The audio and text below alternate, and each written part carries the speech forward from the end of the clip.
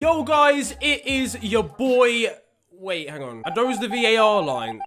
I'm not having, no, this is a violation. Now, you read the title correctly. Today, we're going to be going over and reacting to some of the worst VAR decisions of all time. There's no worries about hitting that watch time today. 8 minutes, don't worry about it. You're going to be seeing the outro in a solid half an hour from now. If you go on to enjoy the video though, slap a like on it. And of course, subscribe if you are new to the channel. We're 10,000 subscribers away from 500,000. So for every subscriber that comes in from now, I'll slap a video assistant referee.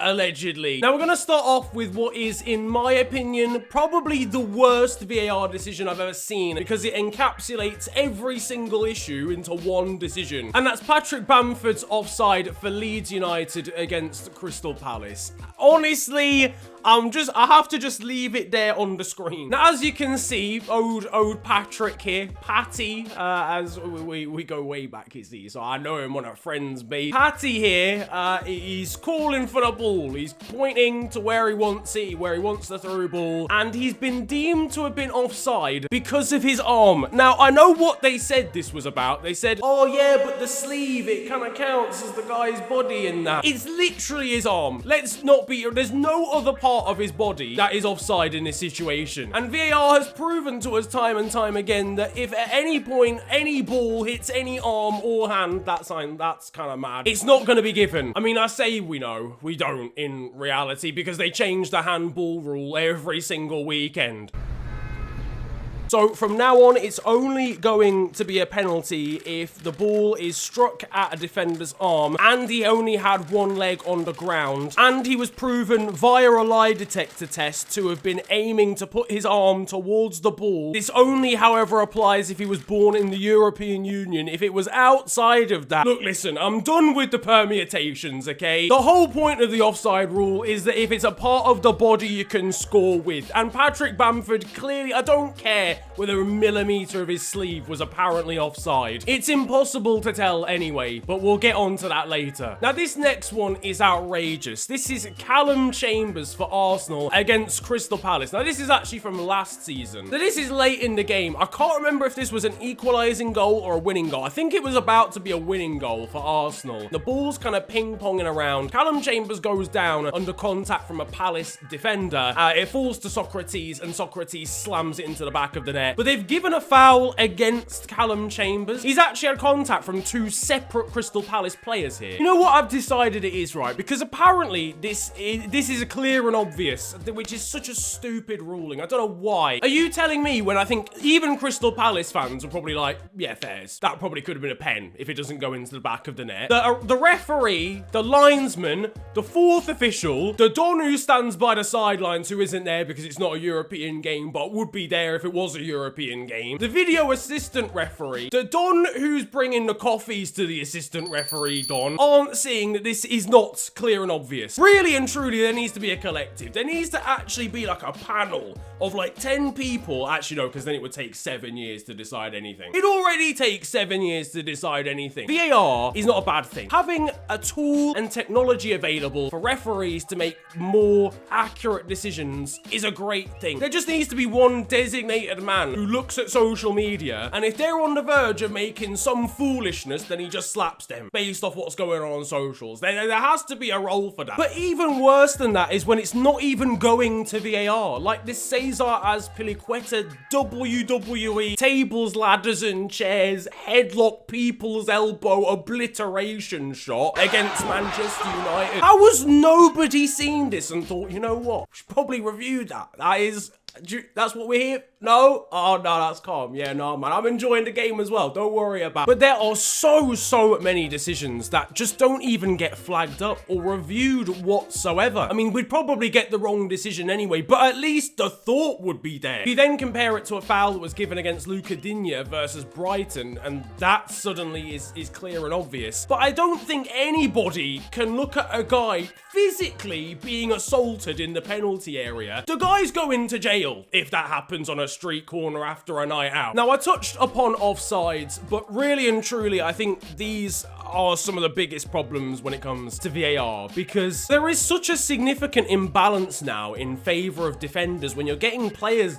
ruled offside or deemed offside for their arm being off. The thing that started this all, unfortunately set the precedent as well. I think this was the first one. It's the first one I can remember. Sheffield United versus Spurs. John Lundstrom has what I can only imagine is his little toe. If this guy had size 7 feet, the goal stands, okay? Sheffield United are probably playing in Europe this season. But half the time, a frame is getting paused for VAR, and the ball's blurred. The ball's like twice the size it's meant to be, because it's in the process of getting kicked. They can't even pause it on the correct frame that you need to decide whether that was the moment at which the player was offside or not. You can't decipher based on literally millimeters when A, it can't even make the decision based in millimeters because that's how the cameras operate. B, when you don't even have frames per second that can fully decide when the ball's even been kicked in the first place. And C, when you don't even know where things like arms start. Apparently it's the sleeve, but one point last season it was the armpit. But as I said, like, that's the one that started it. He might just wear really oversized boots. His foot might not have even been offside. But you know what I'm saying? You know, and I'm not an expert. I don't sit in the VAR room, okay? But from what I see on the TV of them, it's not as black and white as that. So I don't think you can have an offside system with VAR where you just bang a line where you think the toe ends, bang another line where you think the sleeve ends. If you're gonna have grey areas with all of that, you should have a grey area when it comes to offside, in my opinion. And this might sound stupid, but I think if you had a system where you stop the ball at like the precise moment that it's getting kicked, or as precise as you can, and you look at it via eye, if you have a best of 3 situation and 2 of them say, I can definitely see that his shoulder is offside, or I can definitely tell that his foot is offside from a sideways angle. And if 2 out of the 3 say it's offside from eye test alone, then let's just do that. Because the benefit of the doubt for an attacker or being level is completely gone now. It's impossible to be level anymore. Another awful one for that as well was Pedro Neto, and it came against the side that I support, being Liverpool. So obviously in the moment I was very happy. This guy, I think his ankle literally was in the yellow line. That doesn't even make it.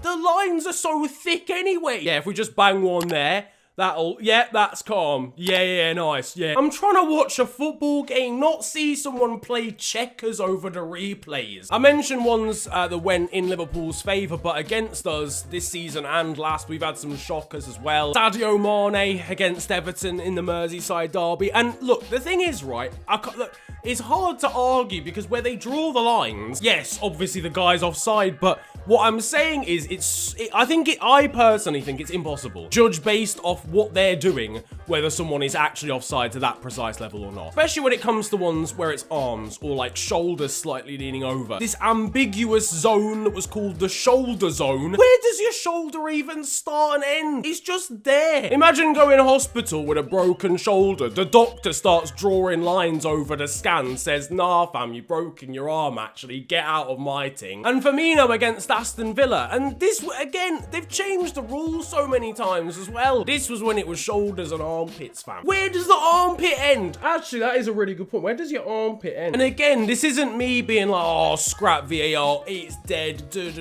but clearly and obviously, ironically, the people that are using it actually don't know what they're doing. Fam, I don't think these guys even have laptops at home. I'm being serious. And I mentioned handballs as well. Another shout for the absolute worst VAR decision of all time is probably Lucas Moura. To paint the picture, he's running through, he gets brought down. Someone kicks the ball against him, deflects and goes to Harry Kane, or it bounces around, finds Harry Kane, he ends up putting the ball in the back of the net. The ball is adjudged to have bounced off his arm. This man is sliding along the ground. Almost, he's becoming at one with the earth at this point. He's at terminal velocity sliding across the floor. The ball's been yammed at his shoulder blade, and the ref's been like, deliberate. Yeah, chalk it off. Get it off the scoreboard. It's 0-0 again. Equally, we seem to somehow be getting stupid decisions for handballs in the area. The rules changed since this one, but Eric Dyer's handball against Newcastle at the start of this season. The man was facing away from the ball. He might as well have been stood in the crowd. They've toughened it up, okay? Now equally to the point where I still don't really know what's a pen and what isn't. Like Callum Hudson-Odoi had his hand in an unnatural position. Equally then we're getting goals chalked off in Fulham versus Spurs Spurs, the ball, though, strikes someone's hand, even though it was up against their side. They don't move their hand towards it. It doesn't really change the path of anything. That's given as a handball. And in further contrast to that, we see the penalty that should have been given against Burnley against Eric Peters versus Arsenal, where he basically moved his arm towards the ball,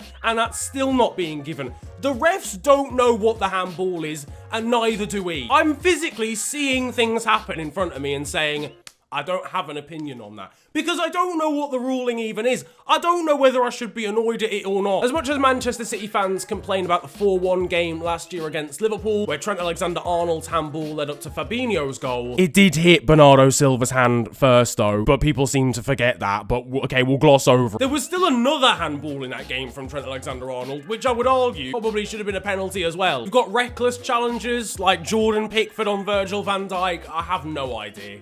I just don't, because the argument was, oh yeah, there was offside. So if I just lamped someone across the face, but it was, oh nah, calm, don't worry about it. It was offside 3 minutes ago, so it's actually calm. You can stay on the pitch. Sorry about your face, lad. On the opposite end of the scale, there's the not so reckless that Mike Dean seems to think is Thomas Souček's red card for West Ham. I have gangly limbs as well, alright? I understand how these things work. He didn't really process how long his arm was, and that's okay, Thomas. I'm with you on this one. He's just trying to move his arm out the way. He's clipped the Don's nose. It's his fault for standing next to such a tall man. I know there's EFL fans watching right now, tearing their hair out that I've not made any reference to those guys. I'm so sorry. I don't understand how you guys even deal with that, because it's 10 times worse in the lower leagues. Don't get me wrong. Being a referee is a hard job, I imagine. I can only imagine. I've never been a referee or a match official. Keeping up with so many things going on in a game must be ridiculously difficult. But you've got a tool here now that can actually help you. You can go and in real time see mistakes that you've made, utilize them. There's Delafeu for Watford against Spurs and the penalty that he should have had. There was the Brighton v West Brom mess. There's tackles on Callum Wilson for Bournemouth and for Newcastle that aren't even going to VAR, and they're both leg snappers. Haven't even talked about other countries, and that's because there's not this sort of situation going on, or at least that I can see. Sure, there's examples, you know, there was a madness between Freiburg and Mainz, I think it was, where players went off at half-time. The referee went over to a screen, looked at it, and called all the players back out so that a penalty could get taken. There's been a couple of woeful Champions League decisions as well, don't get it twisted. There was one for Lyon against Juventus. But in Europe, and even in European competition, they seem to be a lot less regular. So there you have it. Every single awful VAR decision in one video. And again, VAR, if utilised properly, could genuinely be such a sick feature. There needs to be clearer guidelines on handballs and offsides. It can't be as categorical as they are now. And furthermore, one guy tucking into a macaroni cheese takeaway whilst trying to watch a game at Stockley Park is not enough as a VAR guideline and a way of overturning decisions. Let me know what you guys think though down in the comment section to VAR. If you enjoyed the video though, slap a like on this one, and of course subscribe if you are new to the channel. You can also follow me on social media. It is at @theofficialfng on Twitter and on Insta. But it's been a pleasure ranting at you guys today. Have a wonderful day, enjoy yourselves,